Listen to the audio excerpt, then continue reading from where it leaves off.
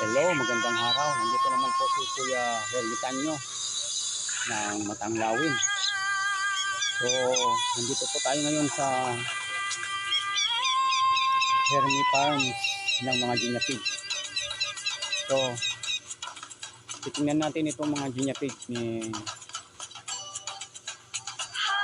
Hermitanyo dito sa farm. So, samahan niyo po ngayon. So, tara na. So, nandito na po tayo sa mga 3D8 Tagiris ng mga Guinea Pig po. Ito po, mga klaseng Guinea Pig ng Hermi Tagiris. Ayan po, ayan. So, siya nga pala, hindi pa tayo makapasok doon sa loob. Dahil bawal kasi yung marami kasing mga anak ng mga Guinea Pig, kaya bawal. Kaya dito lang tayo sa labas nakakapagpanood dahil maraming mga anak.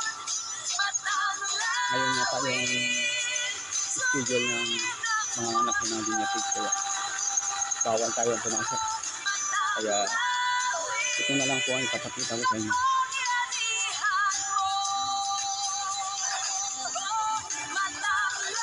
Dahil ito po ay ayos na ito ay matatakaw.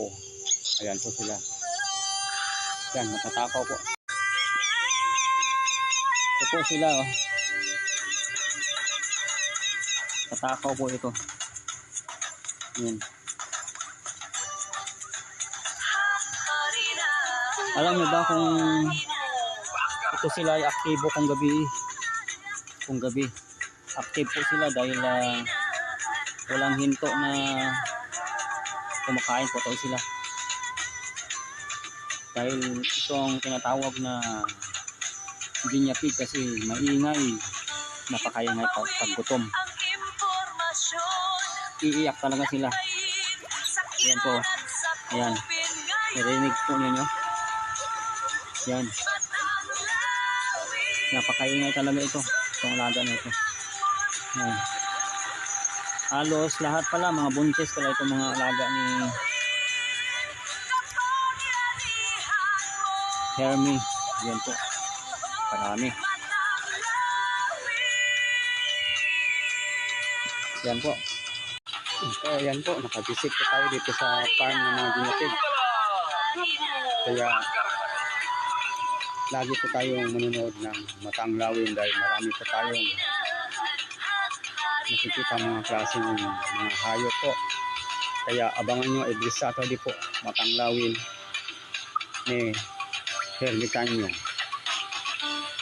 So, babo.